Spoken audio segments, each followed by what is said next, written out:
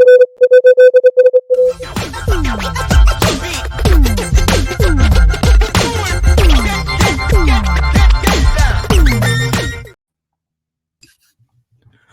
right, welcome to the All-American Hoops Podcast, episode 23. I'm Chris Driscoll, and as per usual, I'm joined by my older brother, John Driscoll. Hey, H, thanks for having me on, man. Yes, sir.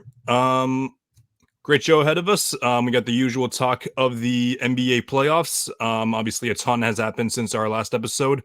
Lots of momentum shifters and all that, so we're very excited to talk about that. After that, we're going to talk about... We usually don't talk about other media segments for no reason whatsoever, but today we're going to talk about our friend Nick Wright. We use that term very loosely here, but he released his club superstar, which is basically just a very fancy way of saying his top 12 players in the NBA. So we're very, very excited to dive into that. But before we get started, what is an All-American Hoops podcast without a little bit of Celtics talk? So we're going to be talking about our boys right away. So last night, the Celtics took a 3-1 lead on the Cleveland Cavaliers. Since we last spoke, I believe it was it 1-0 or was it 1-0 or was it 1-1 after? I think it was 1-0, right? Nothing. It was 1-0, yeah, because it was Thursday night that Thursday night was and then they lost. So yeah, it was 1-0. Or was it 0-0? It actually may have been 0-0. Since then, 4 games have been played. The Celtics are up 3-1. Obviously, we would have liked if they had swept, but however, sweeps rarely happen in the NBA, especially once you get past the second round. Not really much to complain about so far. Obviously, when you're playing like the best team in the league all season long, and then you see any type of vulnerability, you start to question a lot of things, and not only do us as fans start to question things, especially the media starts to question things as well. So I was wondering if you had any thoughts on how the series is going so far. Yeah, I think the biggest problem I have, and you kind of touched on it talking about the media, is that they've kind of taken two viewpoints on this and hammered home both sides depending on what happens. And it's either if the Celtics run through an opponent, it's they haven't faced adversity, they haven't experienced any clutch opportunities, and whenever they do, whether it be in the Eastern Conference Finals or the Finals, they're going to crumble. Or if they do kind of face that adversity, like you kind of saw last night with, they won a clutch game last night, which is what these pundits were asking them to do. They said, oh, they struggled with the Donovan Mitchell-less Cavs. I don't really understand why either narrative matters. I think at the end of the day, it's a series, and I think the Cavs are underrated as a whole. Obviously, with Donovan Mitchell, they're a top 4 team in the East, and if they didn't kind of face injuries throughout the regular season, we could be talking about them as a top 2-3 team in the East. Donovan Mitchell is a superstar. I think he's one of the most underrated players in the league. And they have pretty good depth. They have good shooting too. Obviously they're beat up, and obviously the Celtics are benefiting from that. But I think the Celtics are playing good basketball. I am impressed with how the Cavs have been playing, especially last night. They showed a lot of fight. But overall, I think the Celtics are being treated unfairly by the national media just overall in this series. And I think it was kind of similar to what happened in the regular season, where they went through stretches where they would lose 1 or 2 games a month. And then in those 1 or 2 losses, everybody would pile on because they didn't have any other opportunity to do so. So hopefully, I mean, you mentioned it. Hopefully, you've mentioned it in the past too. Hopefully they take care of business tomorrow, because I'm the Celtics, I would not want to go back to Cleveland to win a Game 6 in Cleveland. Take care of business, win Game 5 at home, and let's move on. Yeah, so Jason Tatum is a borderline, if a top 10 player. Jaylen Brown is not a top 25 player. KP is too injury prone. Al and Drew are too Al and Drew are too old. Joe Mazzulla is a crappy head coach, but the Celtics are a super team, and they should have no problem beating any team whatsoever. That's especially when they have to face teams with injury. But also, if they do beat up on those teams, it's not going to matter. It's not going to matter just because it's going to be actually a bad thing, because they're not facing any type of adversity. They are covering literally all of the corners. So if hopefully the Celtics win the finals, they're going to use it to discredit them so much. And obviously, like I'm not going to sit here and say that things would be exactly the same had Donovan Mitchell and Jimmy Butler been healthy, but the Celtics are winning these games. Again, the Cavs, I'm knocking wood at this. They're winning these games pretty easily. And I'm not saying it's going to be the same exact thing, but I don't know how much like playoff Jimmy is a thing. Like out of the three of us, Matt's not here today. Happy birthday, Matt! By the way, you should have done that in the beginning. Happy birthday, Matt. Yeah, happy birthday. Yeah, sorry about that. I don't think he's watching though. He's probably, I think he's out golfing. So, yeah, like out of the three of us, I probably believe in Jimmy Butler like the most. But even then, how much is he going to turn around a 5-game series which the Celtics blew them out in 3, maybe even 4 of them, if you depending on what you consider blowouts. Even with the Cavs, the Celtics beat the Cavs twice already, with Donovan Mitchell. In game 2, it took help from both Mitch and his role players and horrid performances from every one of the Celtics to lose. So I'm not saying that the Celtics are definitely going to win tomorrow, but yeah, as we've been saying this entire time, no messing around. Win game 5 tomorrow, and just don't let anything get in the way of it. But before we moved on, actually, I did want to, didn't want to give my flowers to Donovan Mitchell. I do that pretty often, actually. He's one of my favorite players in the league. Let's go Mets. His father works for the Mets, I believe. Has or either did work for them for a very long time. So obviously we love to see that. But even if he wasn't a Mets fan, he's someone that's straight out the bat been a playoff riser. People were giving their flowers to Ben Simmons and Jason Tatum their rookie years, rightfully so. But you rarely heard about Donovan Mitchell's rookie season, in which he dropped 30 against Russ and PG in his rookie season.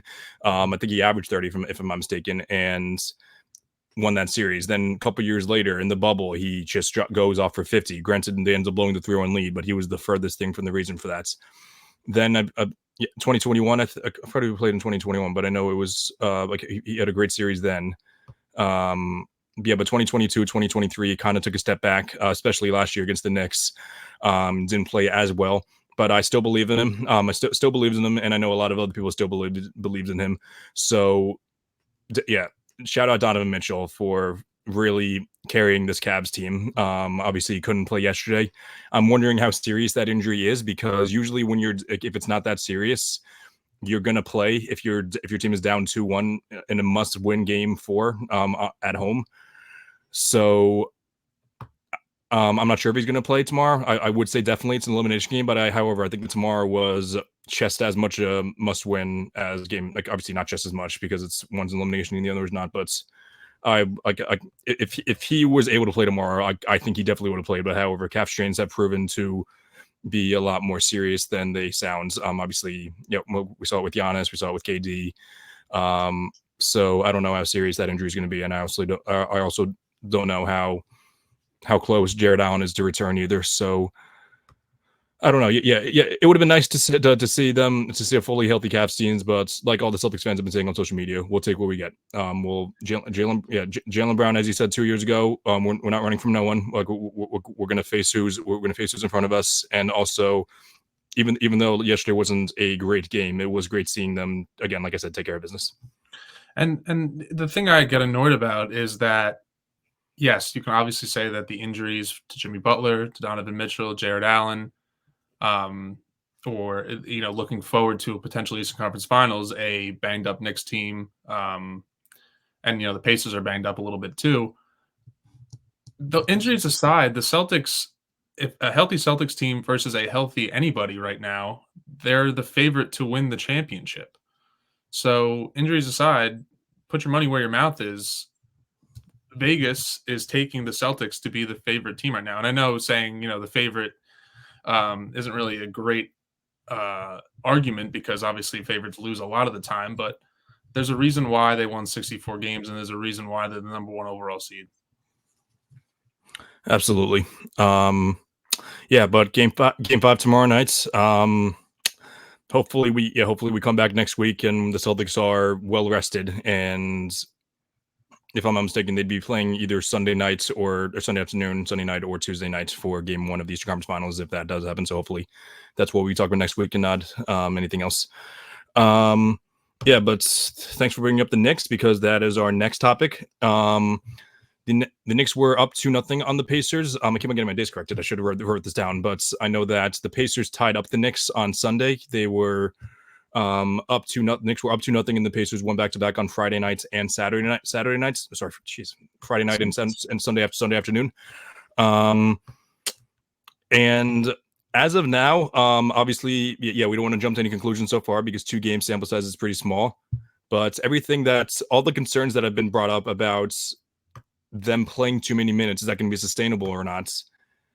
It might be becoming a reality very soon. If not, it has came already, because Jalen Brunson probably played his like besides game one, probably played like two of his worst games in games 3 and 4. And everyone else just missing a ton of shots. Josh Hart didn't grab as many freak rebounds as he usually does. Granted, a lot of that's probably just because the game started off as a blowout, and then they just didn't really see a point to work as hard as they usually do in such a blowout. But I don't know, man. I think there's a very high possibility that you may have we might be seeing the consequences of running a very, very tight rotation. Yeah, and I think that I was definitely more kind of pushing this narrative aggressively a week ago. I did see that none of their starting 5 in the regular season finished in total minutes or top 10 total minutes. But I think that might be a little bit skewed. And I think, especially since the playoffs started, Tibbs has run some of these guys into the ground. And, we're all like, old fashioned, tough basketball fans. We like seeing guys who can play long minutes. But at the end of the day, this is an NBA that relies on athleticism, and you need to be going 100%. You need to be, nobody's, running faster, jumping as high as they are now, or relying on athleticism. And, you spoke to Jalen Brunson. He looks tired, and maybe that's a lazy argument to talk about how someone looks. But just looking at this now from game 3 on in the Philly series, 45 minutes, 44 minutes, 51 minutes, 44 minutes, 44 minutes, 32 minutes in game 2 against Indiana, only because he missed the second quarter, 38 minutes, and then 31 minutes on Sunday because it was a blowout. But I think, I don't know if it's because injuries are going to happen, right? I think Mitchell Robinson got hurt because of Joel Embiid. Some of these injuries from the Knicks were, contact injuries, or were a result of just bang, bang basketball plays. They weren't because of long minutes. But I also think when there's smoke, there's fire, and there is a slight correlation in the amount of minutes. And I mean, you even saw in years past with the Celtics, they took some teams that they should have beaten 5-7, or maybe, they should have beaten 5-6. And that increase in minutes, they kind of get burned out by the Eastern Conference Finals. So if the Knicks, I still think the Knicks might be slightly my pick to win this series, because we talked about it last week. The Knicks, the series doesn't start until someone loses at home, and nobody's lost at home yet. The Knicks did have an opportunity to kind of put the series away on Friday. Really kind of tough loss. That is a series changing loss sometimes. But the Knicks have an opportunity tonight to kind of settle back down. You're at home, you're at the Garden, win game 5. And then you kind of put Indiana on their heels and kind of force them to win 2 in a row, one of those being a game 7 at MSG. So, I mean, I think, just to sum up, I think there is correlation with the minutes and the injuries. Definitely not the 100% reason, but I think it plays a factor. Absolutely. And we can't believe it. And I was someone who was really slamming on Tibbs, saying, like, see, this is what really happens to you when you run a tight knit rotation. A lot of it is in his fault, though. He really does not have too many other guys. Like you go from Julius Randle to Mitchell Robinson to Bojan Bogdanovic and now OG Anunoby. That's 4 of your rotational guys. I'm pretty sure the thing that the Matt talked about the most about the Knicks is just how deep they were, and the Knicks were deep. And even though Tibbs was still running a pretty tight rotation then, and like a lot of those end of the bench guys were like that's what was so great that their end of the bench guys were getting fewer minutes, but still really contributing in the limited time that they had. So not all of it is his fault, but I just don't think there should be a world where Josh Hart is playing 44 minutes a night every single night, at least. That's his average now, but it's really been more lately. And yeah, Josh Hart is a hustle guy. Like he's really tough and everything. He's not a superstar player that should be getting that many minutes. Like we think it's a very cool thing when Jason Tatum, LeBron James, those guys they play 48 minutes. Like, and that's because it's a hard thing to do.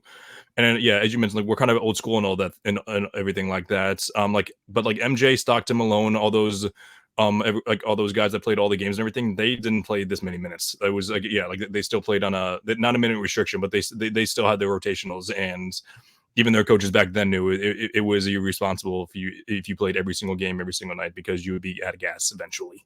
And I think there's a difference between LeBron or Tatum or a superstar playing 46, 47, 48 minutes in a game 6 or a game 7 in a must-win game versus Josh Hart playing 48 minutes in games 1 and game 2.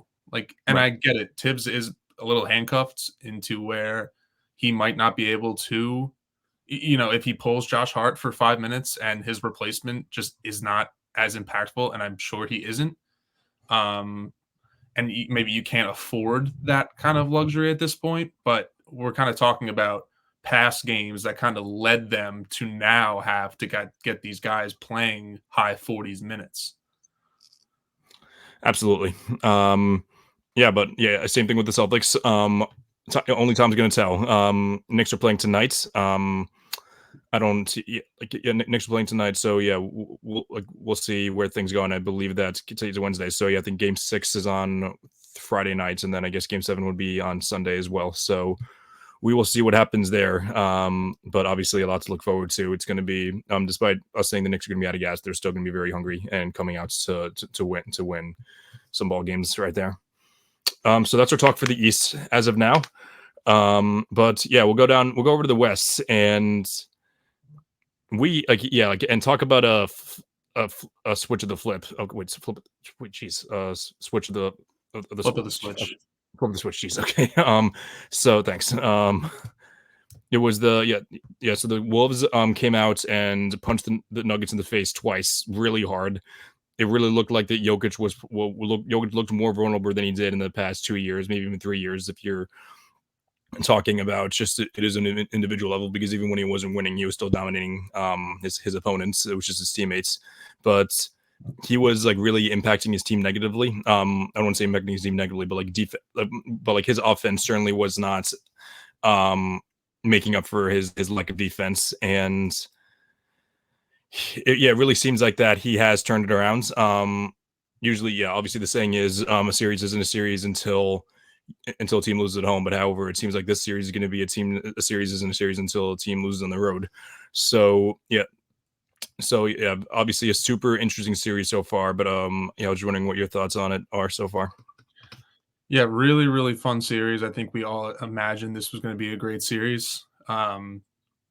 I think the both of us were maybe a little we were hesitant after games 1 and 2, because I think we both picked the Nuggets to win the series, and we were like, oh wow, maybe the Timberwolves are for real. But I don't think either of us were counting the Nuggets out.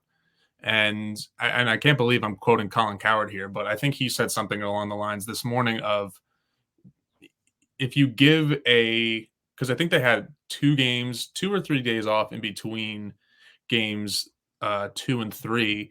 3 days. Give the defending champions time to make adjustments. Nikola Jokic is one of the smartest players in the NBA. You give him time to figure out the holes in the Timberwolves offensively and defensively.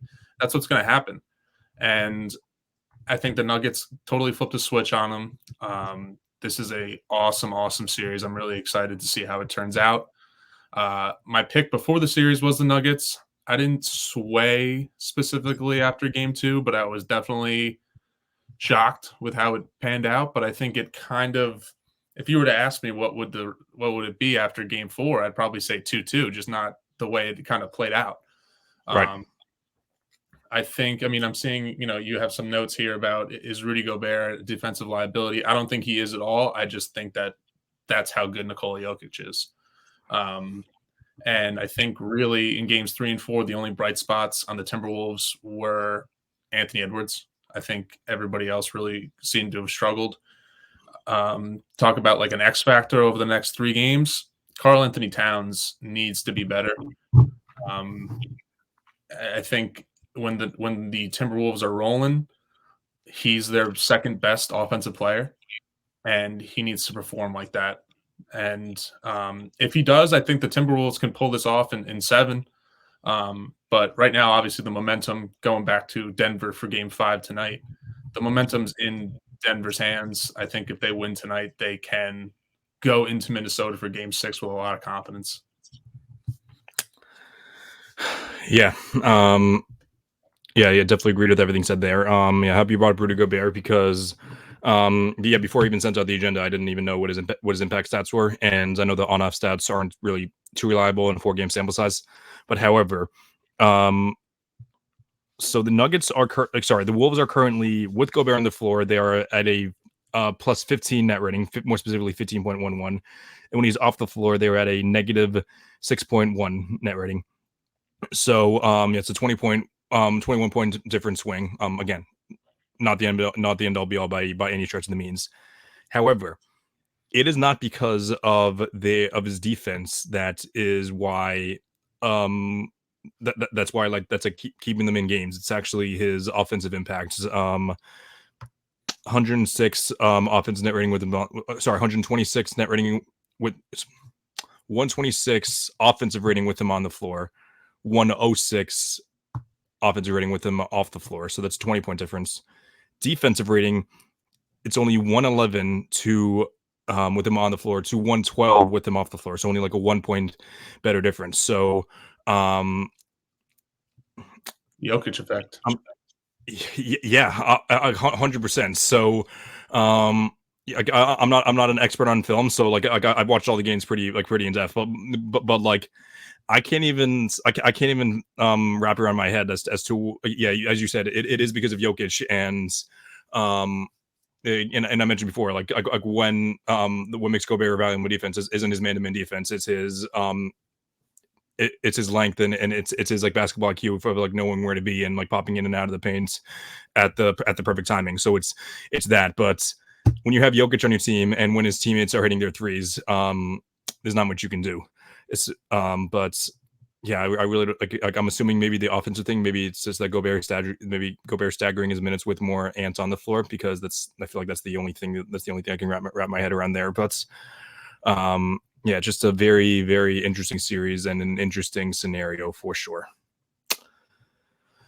So that goes to our last series. And John, I was typing up the agenda as I was watching the game last night, and I was very close. Like I was like halfway. I was like probably like the beginning of the fourth quarter. I was like very close to like typing up on like the heading session saying Mavs take 3-1 lead over the Thunder. It's not like the Mavs were just like completely blowing them out. They just had the control of the game for the entire game. And it feels like once they got pushed in the fourth quarter, they just completely folded over. Part of this can be blamed on Luka's knee. And yeah, like, and I'm not one to downplay injuries, but however, that being said, if you're out playing every single night, and not trying to get your knee better at all, it's pretty hard for me to not. It's not that I don't feel bad for him, but it's pretty hard for me to give him the benefit of the doubt, almost, given that he has been playing like this for a couple weeks and he hasn't and he just hasn't really given much of a. I don't want to say much of an effort because I'm sure he's resting at home and I'm sure he's doing his best to heal it up, but I just haven't really seen a lot from Luka. That he will get better down the stretch, and I feel like late last night, and even like throughout the entire game, he just wasn't looking like Luka Doncic. Yeah, I mean, Luka's been the reason why that this series is where it's at right now. I think that he obviously needs to be better. He'll give you. I mean, the funny thing is, he really. I mean, I won't even say that because he did have a triple double last night, but 6 of 20 from the field just isn't going to cut it. And I think that when you are going to compare like superstars in this series, SGA is doing the complete opposite. He's become a playoff riser. I think he's proving a lot of people wrong. I think the Thunder are proving a lot of people wrong. And granted, we could be having a totally different conversation right now if they didn't kind of complete that comeback last night. But we all were kind of concerned going into this playoffs. Is SGA going to kind of be a playoff dropper because he does rely on getting to the free throw line a lot? But you saw last night 6 free throws and he dropped 34, 8, and 5. So I think it's going to be pretty interesting how the series progresses. But if the Thunder, I mean, if the Mavs want a shot at winning this, Luka has to be better. That's no question. This is me tipping my cap to SGA because every step of the way, I've been someone who was kind of, in a way, been lower on SGA than quite anyone because when I make my list, I'm obviously I make a million lists a day. So when I make my list, like it's mostly results oriented and not potential oriented. Like even when I make my projected list, saying like what I think is going to happen, I still do it based on what happened in the past because I do think that track record matters. But SGA has officially put up a track record, which I can definitely say that I trust him in the playoffs. Not only has he made first team All NBA for a second year in a row, he's also been awesome this whole playoff run. And though he wasn't great in game 2, I want to say it was either game 1 or game 2 that he didn't shoot well. I think it was game 1 he didn't shoot well, but the team still won. He's still he's been awesome all around and has 100% earned my respect. And it was Jalen Brunson last year. I'm giving it to Shea this year. He has 100% proved me wrong because like even though I said I see the potential, I just don't know if it's going to happen. He's delivering now, and good for him. And who knows, like whether I'll be like taking it back in the next couple of days or so if the Mavs do a big comeback. But even if the Mavs do come back, Shea has proven that he does have that dog in him, in which he's able to come through in the playoffs. So yeah. Just one thing to note about this series is that we talked about going into this series that Kyrie was awesome in the Clippers series, and he was really playing great basketball. That's not the case this series. Nope. If like I said, if the Mavs want to win this series, Luka has to be better, but so does Kyrie. 15 points a game over 4 games is not going to cut it. He needs to be better, and I think he will be better. I think he kind of has had series where he's a playoff riser and a playoff dropper, but he needs to be better. 9 points, 1 rebound, 9 assists, though. That's pretty great. 0 of 2 from 3, 4 for 11 from the field. It's not going to cut it one way or another. And PJ Washington with a great game. I know I watched the entire game last night, but just going through the numbers now. 21 points, 12 rebounds. PJ Washington. Yeah, you need more than your role players to step up. At the end of the day, it's a star-driven league, and the Thunder really don't have a second superstar because Jada played pretty good last night, but he's not a superstar by any stretch of the means.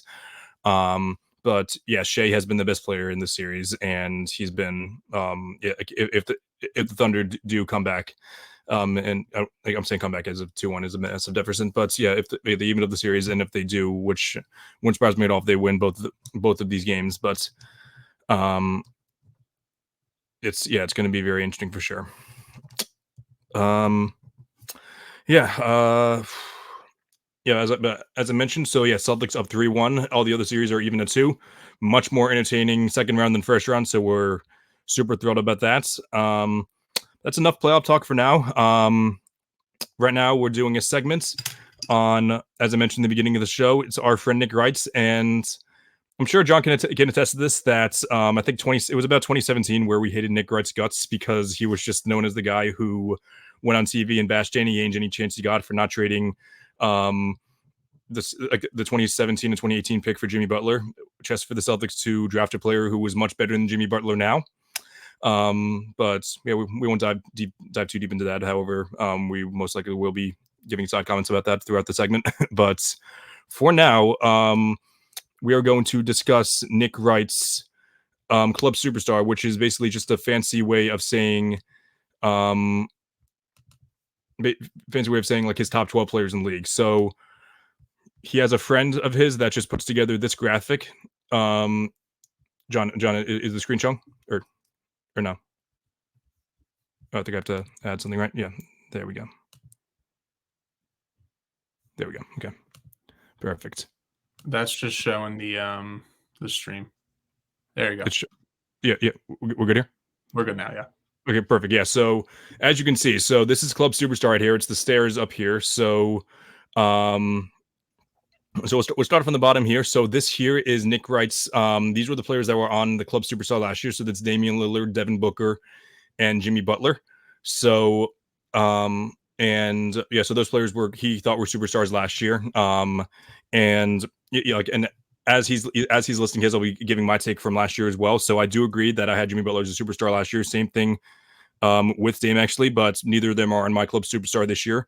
However, he actually kicked Kawhi out of his club superstar last year because of his injuries and everything. And I decided to give Kawhi the benefit of the doubts and leave him on for one more year, but I can't do it anymore. This is his fourth year in a row that he's not that he didn't finish the season with his team. So obviously can't leave him there. But he also Devin Booker, someone I did not have in my club superstar list though.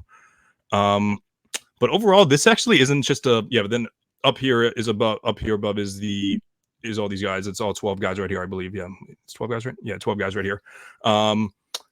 It's not a terrible list, honestly. And yeah, keep in mind, like none of this is in order. This is just like this strictly just for graphics. But as long as you have Jokic, Embiid, Giannis, LeBron, KD, I guess Shea has to be there now. I think he's a lock as well. Luka, Tatum, and I guess Steph. Yeah, even though Steph is in the playoffs, I think he still has to be there as well. There's really not much you can screw up, and I really don't think he screwed up either. So I had the same exact. I didn't have the same exact. I had 11 of the 12 guys there. John, who do you think the one guy left out was? I think he left out Donovan Mitchell. Okay. So okay. Yeah. So he left out. Yeah, he left out on Mitchell. So I agree. Don't think AD should be in.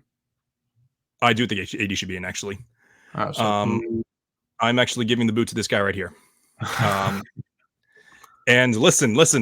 I understand. I've been known as the Jalen Brunson hater on this show, but I'm giving his flowers. But 12 is a small number. 12 is a very small number.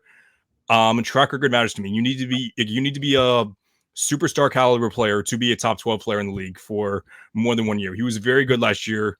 I would even push greats. This year he reached superstar level. Donovan Mitchell deserves to be there ahead of him. And you want to before we argue back and forth, how about do you want to give your opinion on it actually? Yeah, it's funny. I looked at this list. Well, before I sat down to look at this list, I thought that I was going to have 7 problems with it, and I was going to have a lot of issues with it. And you said, Nick Wright said the graphic is just it's he's not putting I would have a problem with Ant being up there and Tatum walking up there, but I guess it's just the graphic portion of it. They're both still in club superstars. So I agree with him that Dame, Booker, and Butler are out. And I agree with him that the 3 in SGA, Ant, and Brunson, the kind of thing that I was unsure of was the thing that I went back and forth on was Donovan Mitchell in or not. And it's tough because Anthony Davis had such a good postseason. But he did have a year where health wasn't an issue for him. And when healthy, he's probably a top 3 two-way player in the league. But have you seen Anthony Davis be a number 1 option on a playoff contender before? No. You haven't really seen Donovan Mitchell make a deep playoff run as number 1 option either. You haven't seen Embiid do that either. So it's tough to balance the narratives.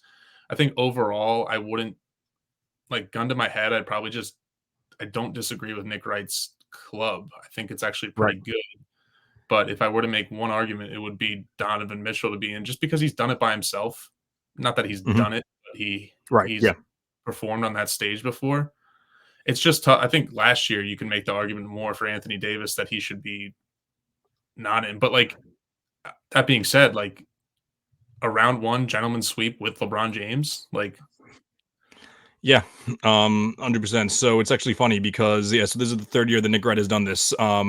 Year one, actually, in this portion right here, it was the guy shoving out Anthony Davis, just because it was 2022 where the Lakers had just missed the playoffs and AD was out for a good amount of time. So he just didn't think he was a superstar anymore. But last year he came back, and this year he's back as well. I'm pretty sure that Kevin Wildes, who's Nick Wright's co-host, actually disagreed with AD on this in here as well. So I don't know, but yeah, as I mentioned, track record does matter to me. So maybe I'm hypocritical for putting Ant here instead of Brunson.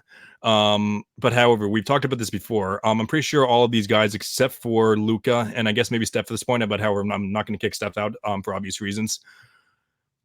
I don't think any of these 11. I don't think any of the other 11 guys are being subbed out of games at the last possessions of the game because they're concerned that they're just going to gang up on them on defense.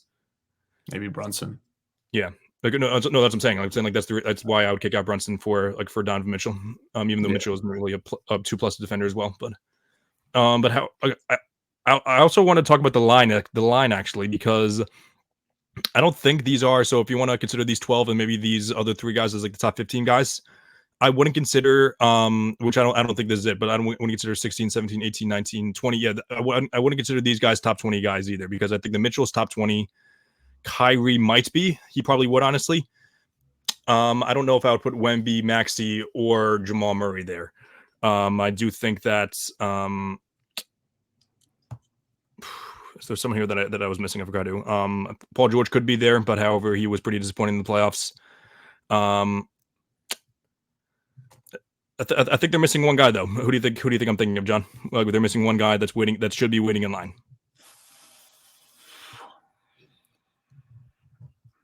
That should be waiting online. Yeah. Is he on our Boston Celtics? Yes, sir, he is. Then I think Jaylen Brown should definitely be in that line. I put him on the same. I put him on the same level as Kyrie, Maxey, and Jamal Murray. I might put him ahead of Jamal Murray. If Jamal Murray wasn't a playoff riser, and you're seeing this year, he's a playoff riser some days, and he's a playoff dropper on other days.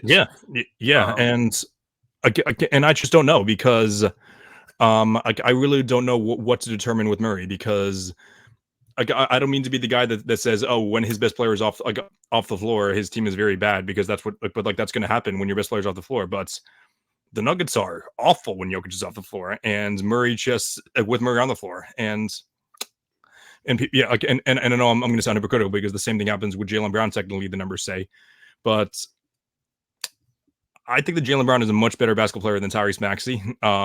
We love Tyrese Maxey, but I'm still taking Jaylen Brown over him pretty easily. But I also have zero issue with him putting Wemby there, because the reality is Wemby is creeping into club superstar very, very soon. He'll probably be there next year. Maybe, yeah, it wouldn't surprise me at all. Yeah, but if not next year, then definitely the year after that.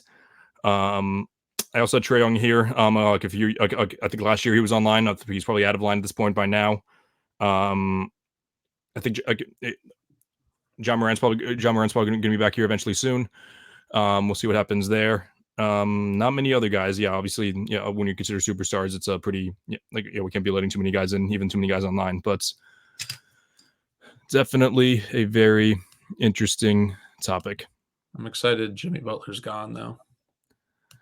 It's a very nice thing to see that Jimmy Butler is no longer considered to be on the same level as Jason Tatum, because however, I'm looking forward to next year when he's good and healthy, and people and the Heat are still the 8th seed, and people are going to be saying, "Oh, watch out for the Heat." Playoff Jimmy, he wasn't healthy last year, but so I'm looking forward to those talks, and hopefully either Tatum or whoever it is, hopefully just Tatum, the Celtics, are going to shut him down. But Yeah, shorter show today because obviously there's fewer teams left. Very happy with the Nick Wright segment though. Shout out Nick Wright because because earlier I talked about how much we hated him because in 2017, but however, he has redeemed himself since. He's definitely a very funny guy. We enjoy watching his show once in a while. Yeah, he's very funny. Yeah, That definitely show knows what is good. No, no. I'm pretty sure I texted you, the two of you, this a few months ago. Like as much as we complain about his Celtics, he's probably like so fun to work with too. Like just like watching and everything there. But once you take that show for like what it is, it's like Broussard's going to say something stupid. Wilds is going to go against Nick Wright to get some beef there. It's a good show. Definitely better than some like the prime time 9 to 12 or whatever shows they have earlier. Mm-hmm. Absolutely, yeah. A very disappointing Wilds though. He's a Boston grown guy and he's hopped onto the Nuggets bandwagon big time. So hopefully he's proven wrong there. But shout out to Kevin O'Connor for being an absolute loser. Yeah, what is up with these guys like that? Are like this is like the best Celtics team that we've seen since the 08 Celtics, and knockwood. Hopefully they make the finals, and I just really hope that these guys are forced to eat their words and everything there. But he said like I don't want to get the exact tweet wrong, but it was like this is the easiest path for the Celtics. Yes. Do you want them to like hop to the Western Conference and play someone more difficult? Like come on. Ask me how little I give a shit. Like I don't. I'm very happy that most of Celtics Twitter is unified behind this because no one cares. We will take who we get. And we are going to, I don't want to say we, because I'm not going to be the one backing it up, but they are going to be the ones that are going to, they're backing up as now. Let's continue it. Yeah. Let's take care of business. All right, cool. Well, yeah, great show, John. As always, thanks for coming on. We got a brand new outro, which I'll talk about in a second. But first, again, third week in a row, perfect timing. Make sure to follow All-American Hooper on all social media platforms on Instagram, Twitter, and TikTok. Subscribe to Sports Fluence on YouTube to catch every episode, Tuesdays at 6. Also, give a look at primetimesportstalk.com to take a look at my column, as well as many other authors' columns on the website. It's a great website. And also follow at Sports Fluence on Twitter, Instagram, and TikTok. So, as always, thank you very much for coming on the show, for watching the show, and I hope everyone has an awesome night.